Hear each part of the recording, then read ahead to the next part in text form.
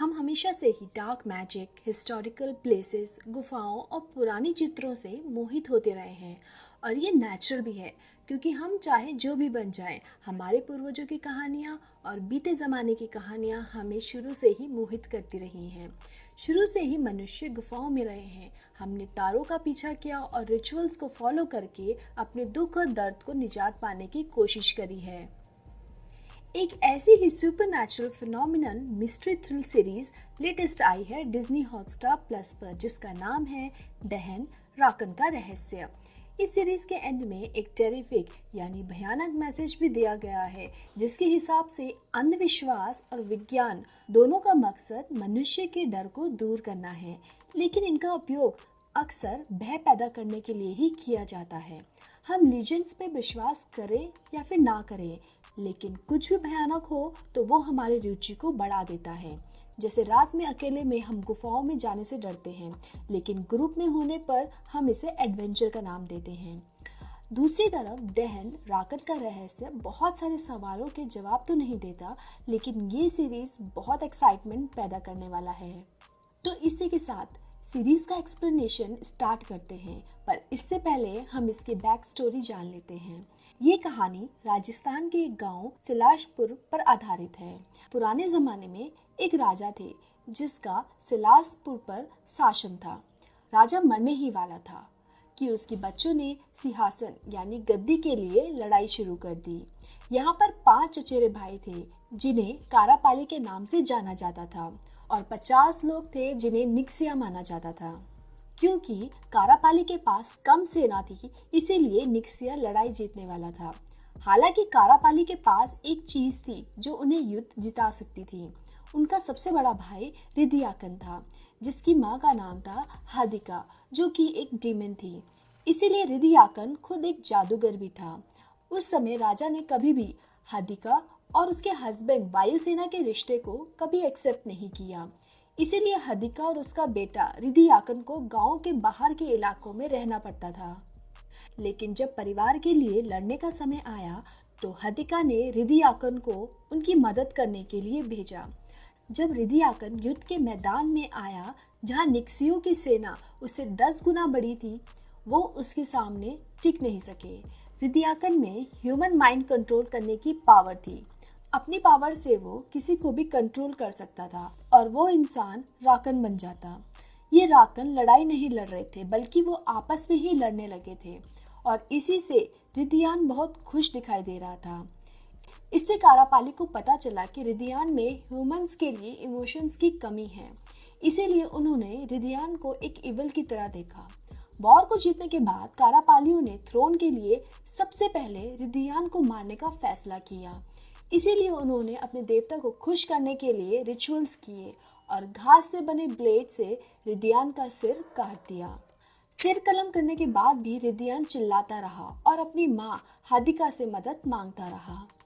सब इसे देखकर डर गए, और उन्हें सबसे ज्यादा डर था कि अगर हादिका को इस बारे में पता चला तो वह पूरे गांव में तबाही मचा देगी। इसीलिए उन्होंने रिदियान के सिर को एक चट्टान के अंदर रख दिया और कसम खाई कि वे उसे शांत करने के लिए उसकी पूजा करेंगे। इस परंपरा का पालन पीढ़ियों दर पीढ़ियां होता रहा। कारापाली ने गांव की रक्षा के लिए कसम खाई थी, और ऐसा करने के लिए वे चट्टान की पूजा करते थे। और कभी कभी जब एक राकन गलती से बन भी जाता था, तो वो उसका सर कलम कर देते। ऐसा कहा जाता है कि जब राकन 5 इंसानों का बलिदान करेगा, तब हदिका अपने बेटे रिदियान के लिए आएगी, और फिर स्टार्ट हो जाएगी वहां की तबाही। अब बात करते हैं प्रेजेंट की। अवनी राउत, जो कि एक IAS ऑफिसर है, उस पर अपने हस्बैंड करुण को रिश्वत देने और आत्महत्या के लिए फोर्स करने का आरोप है। अवनी को उसकी पोस्ट से सस्पेंड कर दिया गया है, और अपने बचे हुए कैरियर को पूरा करने के लिए उसे दूर के लोकेशन पर भेज दिया जाता है। बाद में वह सिलासपुर के माइनिंग लोकेशन को हैंडल करने के लिए अपने सुपीरियर के पास आई थी। सिलासपुर में मैंगन कॉर्पोरेशन को रेयरेस्ट मिनरल का पता चला, जो पूरे उद्योग में रिवॉल्यूशन ला सकता था। अवनी के आने के बाद से कुछ इंसिडेंट यहाँ होने लगे थे। गांव के मुखिया, जिनका नाम स्वरूप है, उन्होंने माइन को ना खोलने की चेतावनी देने की कोशिश भी करी थी। उन्होंने ये भी बताया था, शिलास्थल जहाँ चट्टान रखी गई है उसके बारे में, और ये भी बताया था कि अगर खदान खुली गई तो इंसान का विनाश हो जाएगा। अवनी ने इन बिलीफ्स पर ध्यान नहीं दिया और खदानों की खुदाई स्टार्ट कर दी। धमाके की वजह से आए भूकंप ने शिलास्थल की चट्टानों में दरार पैदा कर दी। जल्द ही एक इंसिडेंट हो जाता है जहां माइन में दो वर्कर्स माइन की चपेट में आ गए थे।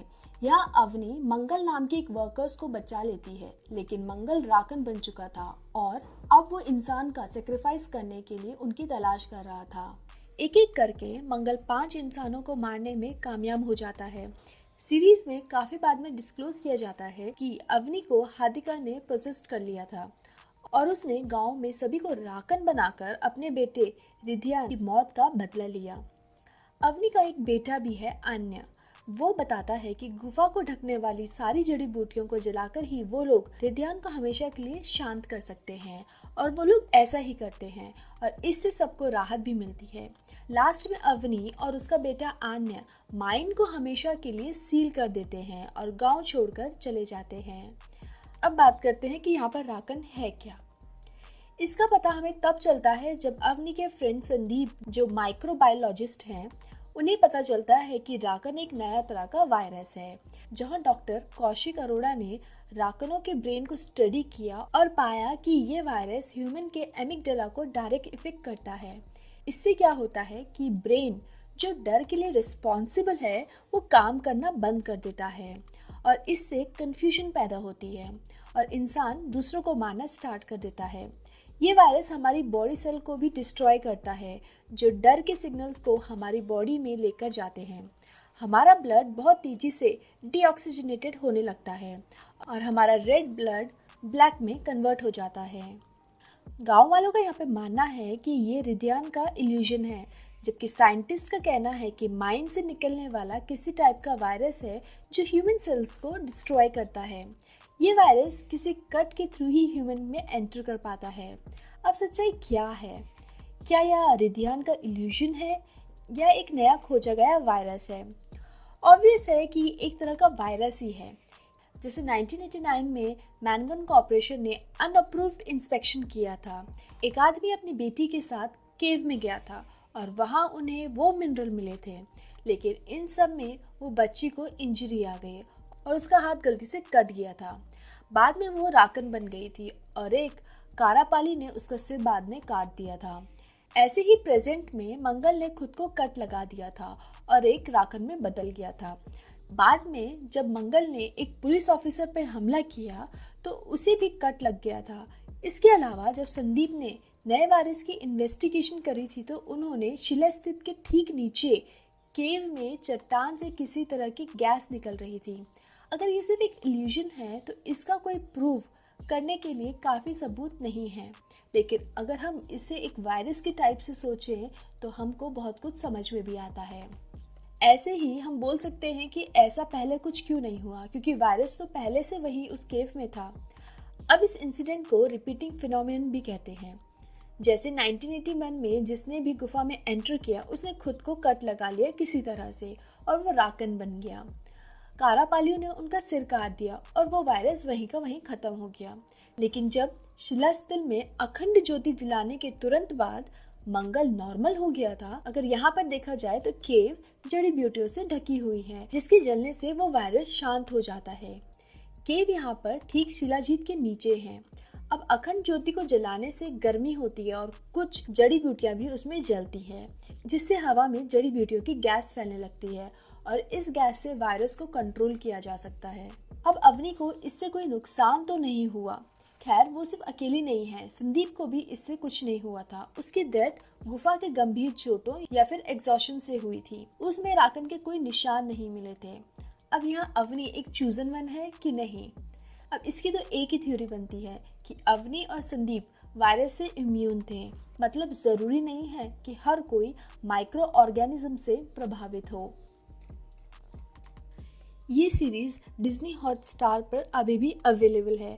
अगर आप इसे देखना चाहते हैं तो ज़रूर देखिएगा, क्योंकि ये बहुत ही इंटरेस्टिंग है और साथ में हमको बहुत ही इंगेज करके रखती है। अपने व्यूज़ कमेंट बॉक्स में ज़रूर शेयर करिएगा और आगे ऐसी ही सीरीज़ और मूवीज़ के एक्सप्लेनेशन को सुनने के लिए मेरे चैनल को सब्सक्राइब करें। अब मैं मिलती हूँ नेक्स्ट एपिसोड के साथ, तब तक आप मेरे आर फॉर यू चैनल के बाकी वीडियोज़ को एंजॉय करें और उन्हें लाइक करें। Thank you for watching, see you next time.